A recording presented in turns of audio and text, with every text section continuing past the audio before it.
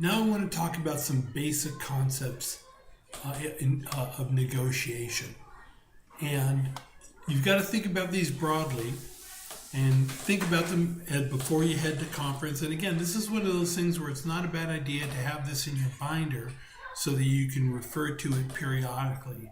A lot of this is based on research from and comments by people who do negotiation for a living. That's what they do.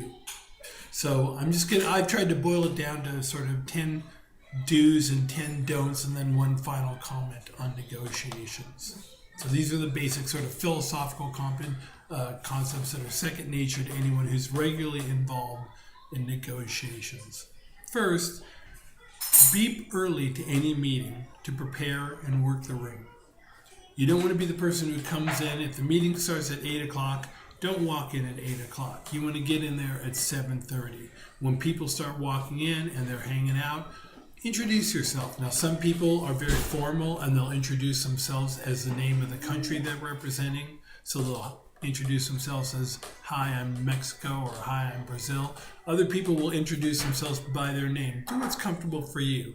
But the idea is you don't show up for a meeting at the time the meeting begins. You show up early and start to work the room. Also, remember that in any successful negotiation, the main thing that you are selling is yourself. You have to convince other delegates that you and your objectives are credible. And you can do this very simply by being credible.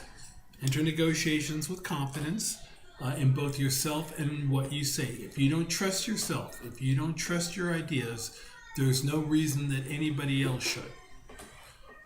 3. From the very outset of the meeting, start to identify who the good delegates are.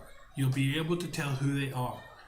They're the people you want to be working with. Now, they're also your competition, but they're also the people you want to work with. You don't want to be surrounded by a bunch of people who aren't competent. You want people who are going to push you to be better, and you want people who are going to go ahead and help you let them be better. So you want to find the good delegates and work with them, but do so from a position of strength. Do so from a position of leadership.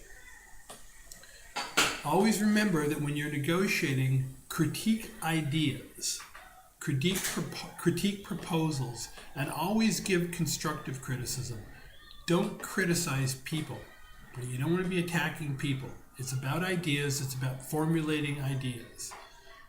Number 6, a good negotiator is always a good listener. When you're talking to people, be sure you're listening as well, and look at people when they're talking to you. Give them your undivided attention. Be there in the moment. There's nothing people like more than to be heard. And so it's often helpful to go ahead when you're negotiating with people and they're telling you what they think, to have a notepad with you and write down what they're saying. Now, if you really don't care what they're saying, you can just scribble stuff, but write down what they're saying so that you have an idea. But more importantly, to communicate to them, I want to know what you think. I know, I care about what you think. And if you're not sure about something they say, ask them to clarify. That's always really helpful, to ask people to go ahead and clarify what they're saying. And that can also give you cues about what's important to them and what's not. 7. Give credit when credit is due. If another delegate has contributed to your work, be sure to thank them privately, be sure to thank them publicly. When you're giving formal speeches, and if another delegate has been really helpful in advancing a certain idea, let everybody in the committee know that you have a high regard for that particular delegate. Sharing and giving credit is really important. Being a leader isn't always about taking credit for everything. Oftentimes the real leaders are the ones who not only do they give credit, but if they've really assumed a position of leadership, people care about the fact that they've been identified as having contributed. Also remember that the conferences last for a few days, and sometimes it can turn into sort of a high schoolish kind of environment. Respect the confidentiality of other people. Don't eavesdrop. Don't repeat private information that you heard from someone else. Don't spread rumors. Don't gossip. Don't engage in any kind of personal attacks. Don't do the, hey, I want to tell you something, but don't tell anyone. Don't do any of that. And if you're frustrated by the actions of another delegate, The appropriate place to blow steam off, because you don't have to just keep it to yourself, is find your head delegate or find your faculty advisor and blow your steam off. That's fine. Go ahead and do it. But don't pick another delegate to do it, because you can't be sure that they're not going to talk to someone. Having said that, if you hear any information that suggests that the health or well-being of another delegate is in jeopardy, you have to bring that to your faculty advisor immediately. If somebody's engaging in behavior that you're concerned about their well-being, that's something that's not gossip. That's just common sense and sharing things. In terms of negotiations, just remember also that there's strength in numbers, right?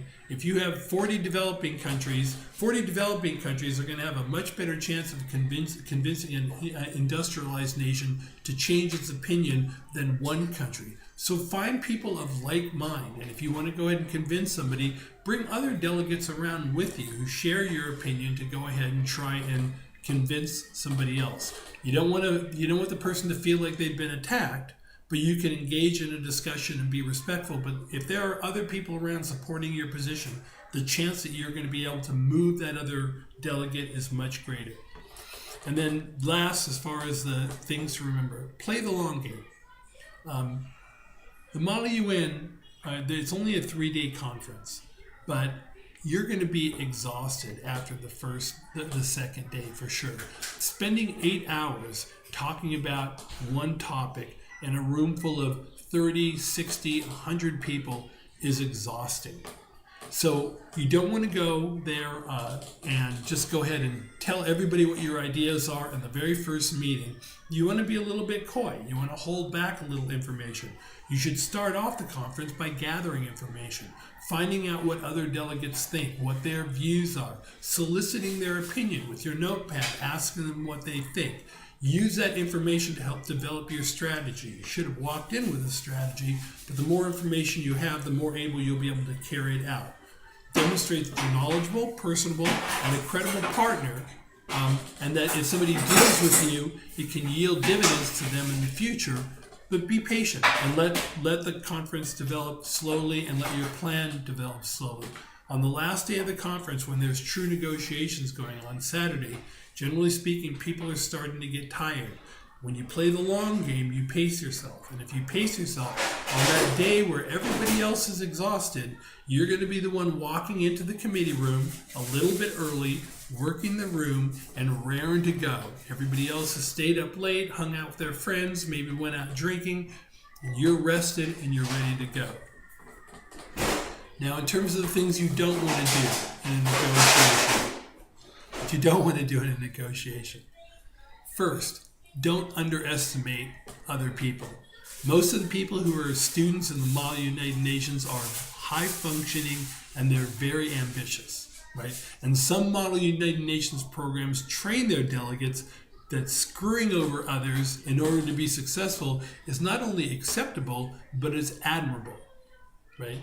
They tell them that when you learn how to screw people over that'll help you in the real world. That's preparing you for the real world. That is complete nonsense. Screwing people over might help a delegate win a battle, but it won't help them win the war. What you want to do is build relationships, right? Don't let your guard down, right? It's a long conference, but 3 hours of masterful negotiations can be lost in a few seconds if you aren't paying attention. Whatever you're doing, whenever you're doing something, you should be able to explain why you're doing it and why you're not doing something else. And you don't want to go ahead and get sidetracked by anything, which leads into the last don't. Don't lose your cool, right? Maintaining your cool at all times gives you an unquestionable advantage. Don't let a hot-headed or confrontational delegate throw you off your game. We've already talked about different strategies about dealing with difficult delegates. Use that and just remain calm, remain cool, remain collected, no matter how tough the situation is. In fact, ideally, the more intense another delegate becomes, the calmer you should be. Other delegates will know it and they will appreciate it. You can think of this as sort of Newton's third law of physics applied to the Model UN. For every action, there's an equal and opposite reaction. When somebody's getting way intense and making people uncomfortable, you be the calm person. You be the calm voice that goes ahead and makes people sort of gravitate to you, because nobody likes that kind of intensity. It's upsetting and it can be disturbing, and especially when people are tired. And I didn't want to end on the don'ts of negotiation, because the last thing I wanted to mention is always end a negotiation on a positive note. Right? Find something that you can talk about at the very end of the negotiation that is positive. I think we got a lot accomplished here today. We made some serious headway on this idea of education and how we can use that to advance our goals. Summarize what you've done and make people feel good about what they've accomplished. That's going to make everybody feel better. It's going to close the session in a more positive way, and people are going to approach the meeting the next day in a more positive way. So these are some of the basic tips on negotiation that I want you guys to be thinking about, both before the conference and then periodically refer back to this in your notes and think about it.